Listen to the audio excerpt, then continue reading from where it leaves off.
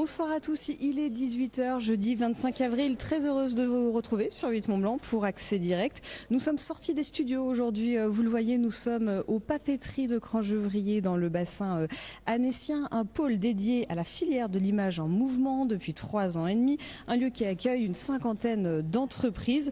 La Haute-Savoie, faut le savoir, est le deuxième département de cette filière en Rhône-Alpes, juste après le Rhône, avec 18% des entreprises du secteur. Nous allons en parler tout au long de cette émission avec nos invités, entreprises résidentes, étudiants, animateurs de la filière.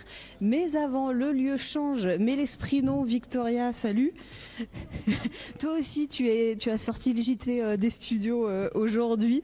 Et donc, on attaque avec les titres du JT. On commencera par parler du fameux glyphosate, puisqu'un collectif s'y est intéressé sur la Haute-Savoie. C'est l'association Glyphosate 74 qui dénonce l'omniprésence de ce pesticide. Il est tout simplement partout, selon eux.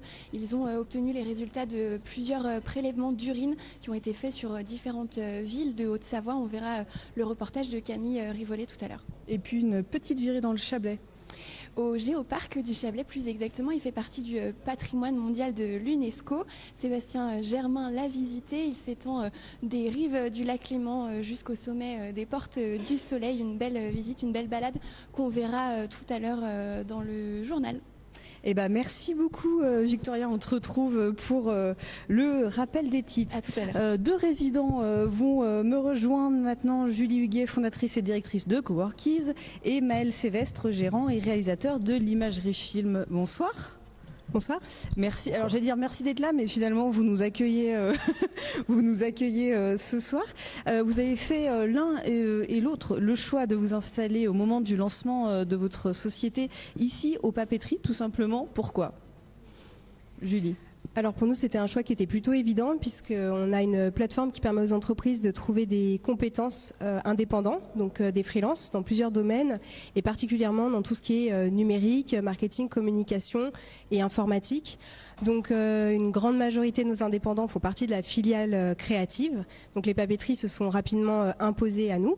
Et puis on voulait pas se lancer seul, donc c'est important d'être accompagné. Donc on a fait le choix de rentrer au travers de la pépinière d'entreprise des papeteries. Pépinière, je crois que ça a été aussi le début pour vous, cette pépinière ici. Tout à fait, oui. Nous, on est venu s'installer ici, donc c'était en 2016. En fait, le bâtiment venait d'être terminé. Et vu qu'on est une entreprise dans l'audiovisuel, on trouvait ultra pertinent en fait d'être dans un pôle où on allait avoir d'autres compétences, d'autres métiers qui seront tous autour de l'image. Et voilà, il y avait différents services aussi, comme une salle de cinéma, une salle de projection au sein du bâtiment. Donc, on va dire la synergie des entreprises plus les différents services qui étaient proposés, pour nous, c'était ultra pertinent de venir ici. Et du coup, un peu plus de 2 ans après, satisfait, c'est-à-dire que ce choix, vous le regrettez pas? Non, pas du tout. Nous, on a même failli partir puisque notre entreprise a connu une croissance très rapide et qu'il a fallu qu'on embauche rapidement et donc qu'on cherche des nouveaux locaux. Et on s'est dit comment est-ce qu'on va faire? Il n'y avait pas de locaux disponibles et grâce à la mairie et donc à l'agglomération et à la pépinière, on a pu avoir un local et rester aux papeteries. Et ça a été un vrai soulagement parce qu'on n'a pas du tout envie de partir. Donc non, c'est un vrai choix d'être ici et on est très satisfait. Ouais, pareil pour nous, en fait, on est rentré, on était 2 ici, aujourd'hui on est 7. Et en fait, il y a tout un suivi pour que nos entreprises elles puissent grandir et idéalement rester dans le bâtiment et continuer en fait d'alimenter voilà, cette synergie en fait entre les entreprises. Cette synergie, très concrètement au quotidien, ça ressemble à quoi? Alors, hormis peut-être boire un café ensemble entre gens du même secteur, de partager l'expérience, très concrètement, comment ça se passe? Il y a, on va dire, il y a des activités qui sont très complémentaires ici. Donc ça veut dire que sur certaines problématiques, on va pouvoir s'entourer de partenaires qui vont être ici. Donc ça, c'est déjà un premier point qui est assez important. Et ensuite, la deuxième chose, c'est qu'il y a des événements qui sont organisés, qui vont permettre en fait de solliciter tout le monde, où tout le monde va venir se renseigner, s'instruire autour de thématiques qui concernent les différents métiers. Donc voilà, donc ça contribue en fait à créer toujours cette synergie. Et exactement, on est tous complémentaires, donc on peut répondre à des besoins différents des entreprises et on peut aller chercher effectivement des projets en commun ou des compétences chez les uns et chez les autres pour nous-mêmes également. Il y a des choses que vous faites ici que vous ne pourriez pas faire ailleurs, ou alors ce serait plus compliqué. Vous avez parlé de croissance rapide pour votre entreprise, ça serait plus compliqué ailleurs de se développer? C'est une bonne question. Disons que c'est un lieu qui centralise tout. Nous, par exemple, en pépinière d'entreprise et particulièrement dans celle des papeteries, il y a un triple accompagnement. C'est-à-dire qu'on est accompagné à la fois par Citia, donc, qui gère tout le bâtiment, mais particulièrement aussi la pépinière, qui crée des synergies, qui peut nous mettre en contact, qui peut accompagner les différentes étapes de croissance qu'on a. On est accompagné par la CCI, qui a donc un relais également dans la pépinière avec une personne physique qui est là toutes les semaines, et on est accompagné par l'agglomération qui accompagne de toute manière en fait ces 3 pépinières avec un suivi pareil de la mise en relation, des services qui sont en plus finalement de la location de bureaux. Donc effectivement, nous, notre croissance et l'accompagnement qu'on a reçu ici, on n'aurait pas pu l'avoir ailleurs, d'autant plus que c'est un accompagnement qui est vraiment spécialisé et en lien avec l'industrie créative, donc avec nos besoins. Maintenant, dans d'autres villes, il y a certainement aussi d'autres choses qui existent, mais c'est vrai que sur Annecy, et en tout cas, je pense même en Rhône-Alpes, c'est vraiment un lieu qui est important pour tout ce qui est industrie créative. Cette dynamique, oui, elle vous a aidé aussi au développement concret de votre société ? Bien sûr, à chaque question en fait, qu'on peut avoir en tant que jeune entrepreneur, on a toujours, d'une manière ou d'une autre, su nous mettre des interlocuteurs pertinents en face pour répondre à nos questions. Donc voilà, donc ça c'est tout le système d'accompagnement, c'est toutes les personnes qui sont en fait au sein du bâtiment qui permettent de nous aider sur toutes nos problématiques de développement. Et accessoirement, le lieu n'est pas désagréable. C'est ça, comme l'a dit Mel, on a vraiment beaucoup de chance, notamment d'avoir des salles de création. Donc sur lesquelles on peut écrire sur les murs, on peut les louer à l'heure, à la journée. On a des salles de projection, donc allant jusqu'à 80 personnes avec vraiment du matériel de qualité. Donc nous, on organise énormément d'événements dans ces salles. Il y a une rencontre qui est dédiée aux indépendants une fois par mois, donc sur lesquels c'est des petits déjeuners avec des présentations, avec des thématiques qui sont abordées différentes tous les mois. On a organisé d'ailleurs récemment, il y avait les images qui défilaient, mais notre inauguration. C'est vrai que le lieu se prête au développement, mais on n'a pas simplement le bureau, la synergie avec les autres membres, mais aussi un lieu qui s'adapte et qui est finalement représentatif du flex office, mais qui répond à tous les besoins que peuvent avoir une entreprise. Un mot quand même sur vos sociétés respectives. Coworkies a un peu plus de 2 ans. Vous venez de faire une levée de fonds d'1 million d'euros avec des perspectives côté suisse notamment. Donc tout va bien dans le meilleur des mondes. Ça vous a porté plutôt chance d'être là. Oui, je pense que d'ailleurs il y a des statistiques, peut-être que Yannick en parlera, je ne sais pas, mais effectivement les personnes qui sont passées par les pépinières et qui ont créé leur entreprise au travers des pépinières, des papeteries, en général les entreprises derrière perdurent et se portent plutôt bien, comme elles peut le prouver, puisque lui il a pris un bureau, il a monté d'un étage, il est resté aux pépinières. Donc c'est vrai que je pense que l'accompagnement qui est apporté nous permet de pouvoir suivre le développement de nos entreprises et réussir. En tout cas, c'est ce qu'on souhaite à tous ceux qui passent par ici. Et donc vous, la perspective de développement, c'est côté Genève ? Alors pour Coworkies, on accélère en France et effectivement on lance la Suisse romande. Donc la levée de fonds nous permet à la fois de sortir une nouvelle plateforme plus innovante, plus ergonomique, d'ouvrir la Suisse romande au travers d'un bureau qui est déjà présent rue de Carouge, qui va répondre aux problématiques vraiment liées au marché suisse. Et puis à côté de ça, on a pu compléter notre équipe et embaucher une dizaine de personnes cette année. Imagerie film, pareil, comment ça va ? Vous êtes passé de la pépinière, vous êtes monté d'un étage, ça veut dire que tout va bien dans le meilleur des mondes ? Ouais, tout va bien, on a des nouveaux locaux qui sont du coup plus adaptés aujourd'hui au nombre qu'on est. L'activité se passe très très bien. On a commencé vraiment, on était tout petit, aujourd'hui on est 7. Donc c'est vrai que il y a une petite croissance de société, c'est super et on continue de travailler avec différents acteurs locaux, différents clients locaux et on se développe aussi un petit peu vers la Suisse. Donc la proximité, là, le fait d'être à Annecy, je suppose que ça peut aussi aider. C'est une chance, c'est véritablement une chance d'être aux portes de Genève et en même temps dans une ville ultra dynamique à ce niveau-là, c'est excellent. Merci beaucoup à tous les deux pour votre témoignage. Restez avec moi, on va regarder un petit extrait du reportage qui a été réalisé ici même il y a 3 ans et demi, c'était fin septembre 2015 au moment de l'inauguration. Jean Boutry, qui était alors le maire de Cran et avait beaucoup porté l'ouverture de ce lieu, avait été interviewé. On l'écoute, il nous parle du début de l'aventure. Il y a 40% des surfaces qui sont commercialisées. Il y a déjà 90 emplois aujourd'hui. On inaugure. Le bâtiment, il a ouvert il y a quelques semaines. Il y a déjà 90 personnes qui y travaillent. Je pense qu'on montera d'ici moins d'1 an à 200 personnes. Parce qu'il y a plein de contacts là, de prospects, parce que c'est au moment où une opération comme ça là, sort, où ça redouble d'intérêt du côté des entreprises qui cherchent une meilleure localisation que celle qu'ils ont aujourd'hui. Avec près de 300 entreprises, la filière des industries créatrices de Haute-Savoie est la deuxième de la région Rhône-Alpes, après Lyon. Une filière haut-savoyarde qui espère se renforcer grâce aux papeteries.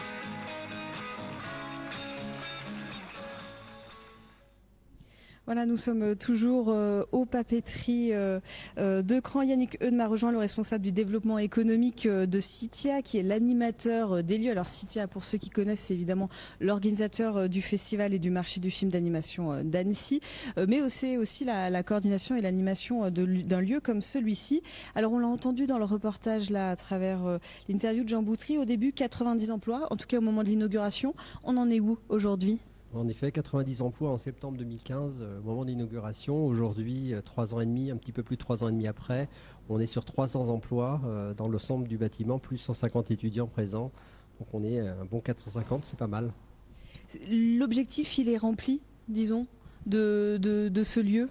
On ne sera jamais satisfait de l'objectif, il faut toujours aller plus loin. Mais oui, l'objectif est rempli. On a aujourd'hui un bâtiment qui est rempli à plus de 80% et même 85%.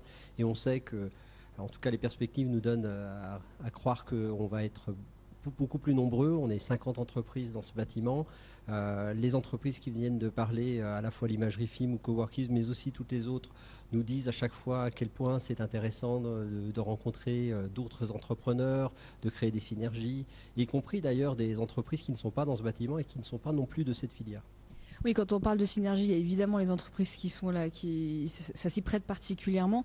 Mais l'idée, c'est bien d'animer l'ensemble de la filière sur l'ensemble du département, du bassin annécien principalement. Comment ça se passe, ce travail-là, très concrètement ? Déjà, ce travail-là, ça fait partie des missions d'origine du projet d'établissement de Citia, à savoir donc la culture. On en parlait à l'instant du festival, l'économie et puis la formation supérieure. Et donc, c'est de favoriser le développement d'une filière, en corrélation d'ailleurs avec les autres événements, le festival notamment et le marché du film, permettre à cette filière d'avoir une visibilité et permettre également à ce territoire d'attirer des talents, puisque c'est également un des objectifs. Et nous, on souhaite que les talents qui se développent, qu'on crée une entreprise ici, puissent se développer et grandir, mais on a toujours envie aussi de faire venir d'autres talents sur ce territoire, autour des industries créatives et toujours. Donc depuis l'inauguration des papeteries, est-ce que l'activité, la filière s'est développée ? Est-ce que ce lieu totem a aidé à porter plus globalement, disons, la filière ? Ce lieu totem a aidé à porter cette filière parce que ça lui a donné une image, un sens, jusqu'à ce que le bâtiment soit sorti de terre. On avait cette mission d'accompagnement et de développement économique, mais on n'avait rien qui la représentait. On n'avait pas cette vitrine, on n'avait pas cet outil. Donc oui, c'est hyper important. C'est important à la fois quand on fait venir des talents dans le cadre du festival et que l'on peut organiser des visites et créer éventuellement des échanges. C'est important par rapport aux autres acteurs économiques de ce territoire. Maël n'a peut-être pas osé le dire, mais il y a eu un jour une rencontre avec NTN SNR, qui est un grand acteur du territoire, et il a réalisé un film sur les 100 ans de l'entreprise. Donc oui, ce ne serait pas peut-être permis s'il n'y avait pas eu le pôle des papeteries. Donc cette filière, elle se développe avant tout grâce au talent de ceux qui créent les entreprises, les entrepreneurs. Mais nous, on est là dans notre rôle de facilitateur. On est là pour aider, communiquer, favoriser. Et oui, il y a une croissance. Alors on avait les dernières données de l'Observatoire du département parlaient de 310 entreprises. On a fait une nouvelle étude. C'est des données de 2014 ? Oui, ce sont des données qui ont été publiées en 2015 sur une étude sur 2014. On vient de faire une étude sur les données 2017. Aujourd'hui, on n'a pas encore complètement la synthèse, mais on sait qu'il y a une belle croissance à la fois en nombre d'entreprises et en nombre d'emplois. Et on communiquera ces éléments au mois de septembre prochain. La Haute-Savoie, deuxième département de la région Rhône-Alpes, 18%, tout à l'heure j'ai dit de l'emploi en 2014. Un lieu comme ça, est-ce qu'on va le retrouver ailleurs ou est-ce qu'il est unique ? Non, il n'est pas unique. On a d'ailleurs des pôles qui sont des pôles amis, des pôles partenaires qui existent dans différents territoires. Le plus proche de nous, qui s'y apparente un petit peu, mais qui n'est pas tout à fait la même chose, c'est le pôle Pixel à Villeurbanne. Mais il existe des pôles, par exemple, dans les Hauts-de-France, notamment, je pense à la Pleine Image ou à la Serre Numérique, qui sont des pôles assez proches d'une autre dans l'esprit, on y retrouve des formations, on y retrouve de la pépinière, on y retrouve des entreprises à différents stades de leur maturité et un animateur. Est-ce qu'il y a des grands projets, des grands chantiers à venir pour les papeteries, ou là on est dans la continuité, la machine est lancée? Non, on a des projets pour les papeteries. Déjà, dans le cadre du parcours entrepreneurial, on en parlait tout à l'heure, donc pépinière, puis ensuite les phases de croissance des entreprises. Nous, on souhaite développer un incubateur. Un incubateur a pour vocation d'aller identifier des porteurs de projets avant la création de l'entreprise. C'est l'étape avant la pépinière. Avant la pépinière.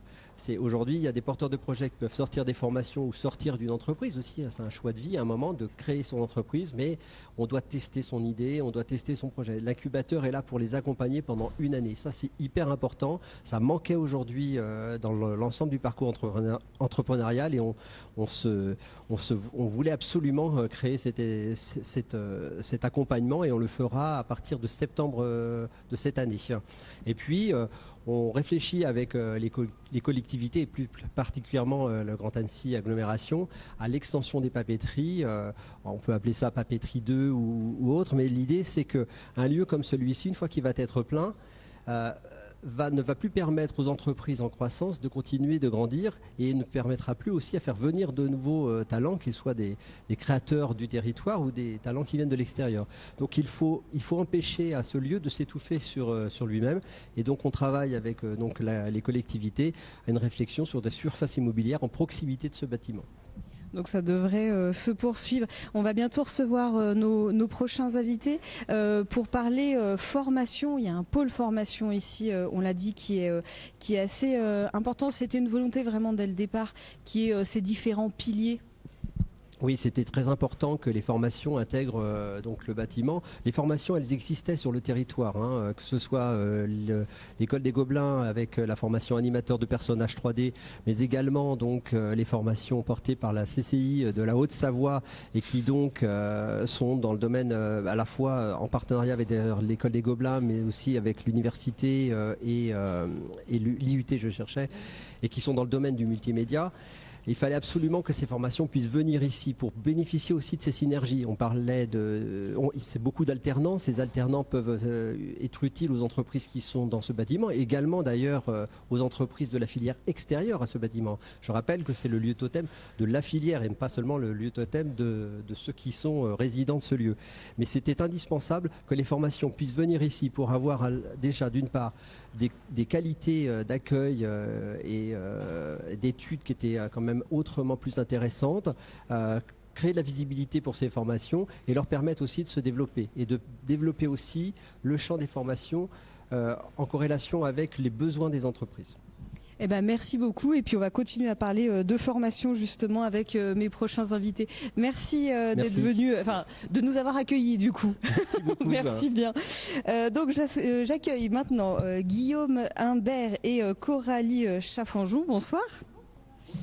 Alors vous êtes également des habitués des lieux. Guillaume Humbert, vous co-dirigez la société Kids, qui est une agence de design spécialisée dans l'innovation par l'usage. C'est bien ça.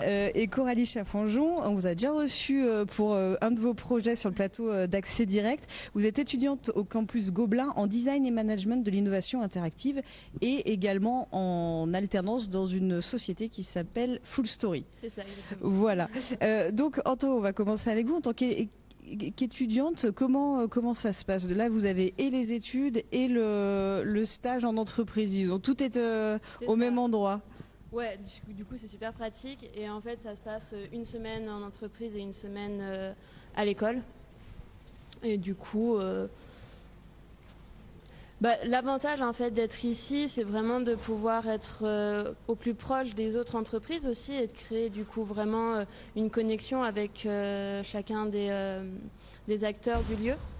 Et aussi, on a la chance d'avoir les mêmes accompagnements qu'on pourrait avoir en pépinière. Donc si on veut par exemple aller voir les Face à l'expert ou autre, on a la chance de pouvoir y participer grâce à la formation du coup et en tant que résident du lieu.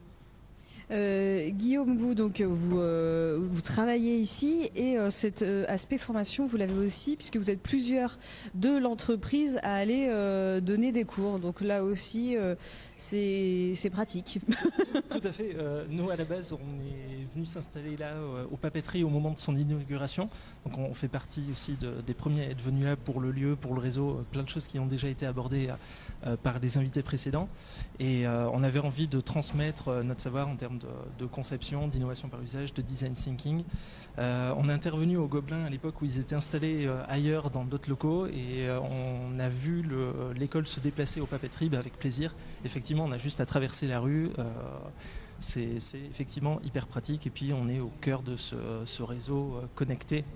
Donc la pépinière fait partie aussi de ces éléments qui amènent du mouvement, du brassage. L'école des Gobelins aussi crée une dynamique. Il y a tout un tas d'acteurs différents au sein de cet écosystème qui font qu'on vit au sein d'un lieu hyper riche et très stimulant.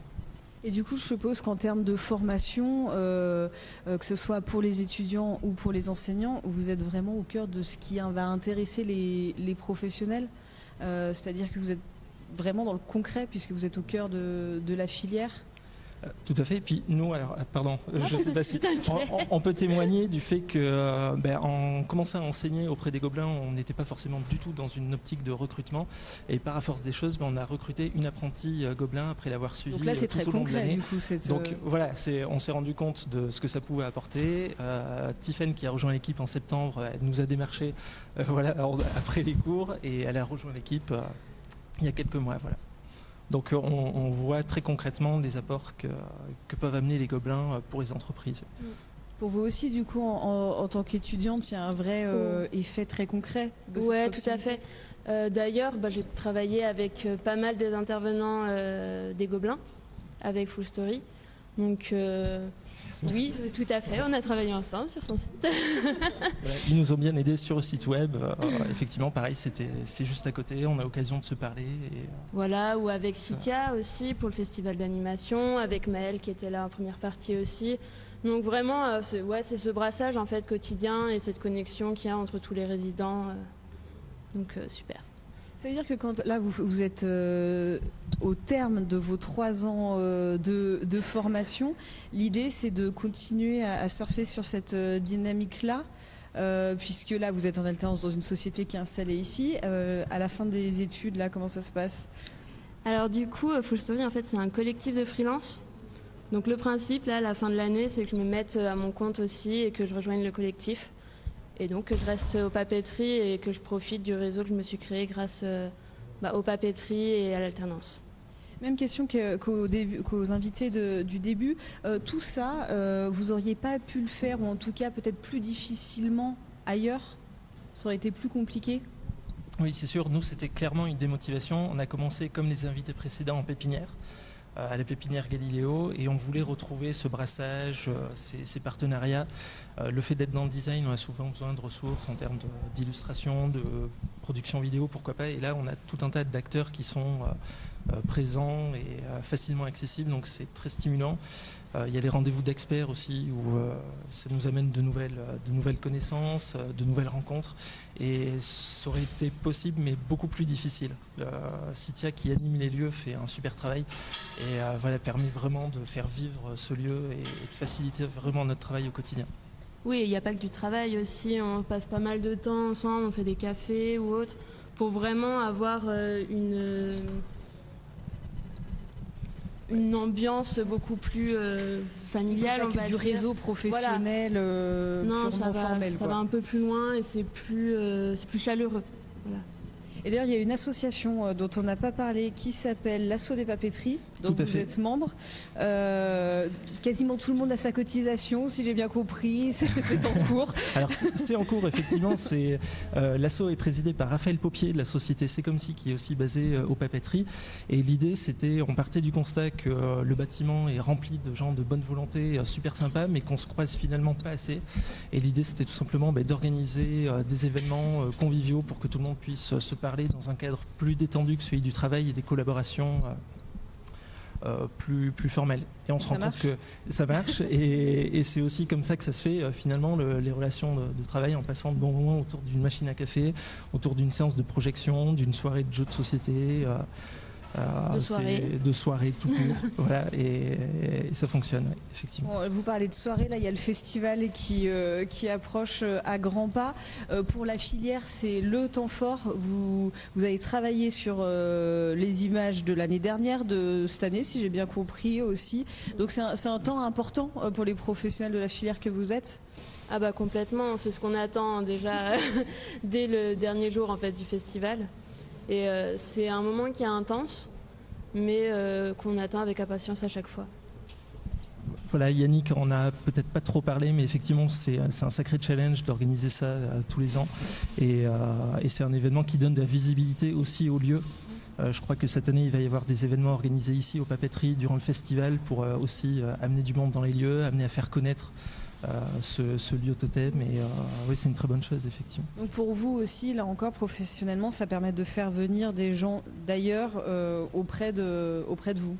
Oui, tout à fait. Alors, on n'est pas dans le domaine vraiment du cinéma, de l'animation, on est un petit peu en marche de ça à ce niveau-là, mais c'est l'occasion de faire effectivement de nouvelles rencontres, de rencontrer des gens qu'on ne verrait pas si on était dans un parc d'entreprise classique, et c'est toujours stimulant, même si ça ne débouche pas sur des relations de travail. Derrière, c'est très bénéfique au niveau de l'ouverture d'esprit, de la connaissance de secteurs un peu connexes aux nôtres, et c'est toujours positif, oui, tout à fait.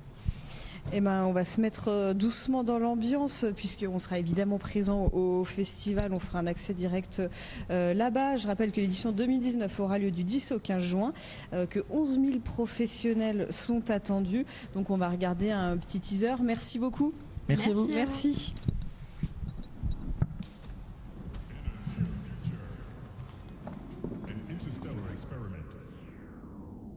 Goes terribly wrong.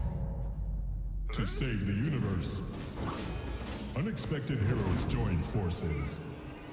Fluffy 4, starring Michael, Agnes, Monique, Kevin. Discover the madness. 10 to 15 June 2019. Annecy. Donc on vous donne rendez-vous évidemment à Annecy au mois de juin. C'est toi, Victoria, cette année qui va avoir le plaisir de suivre le festival. T'as hâte ? Mais en attendant, le JT l'actualité continue, et donc ce soir dans le JT nous parlerons notamment du glyphosate, d'un collectif qui s'y est intéressé de près. Glyphosate 74, effectivement, qui s'est intéressé à des prélèvements d'urine qui montrent que le pesticide est vraiment présent partout. On verra le reportage de Camille Rivollet. Et puis on ira faire un tour dans le Chablais. Sébastien Germain nous emmène visiter le géoparc du Chablais, qui est inscrit au patrimoine mondial de l'UNESCO. C'est donc tout de suite dans le journal. Voilà, vous avez presque tout le programme. Il y a évidemment d'autres choses. Ne bougez pas, tout de suite, c'est la pub, et on vous retrouve ici aux Papeteries pour le JT. À tout de suite.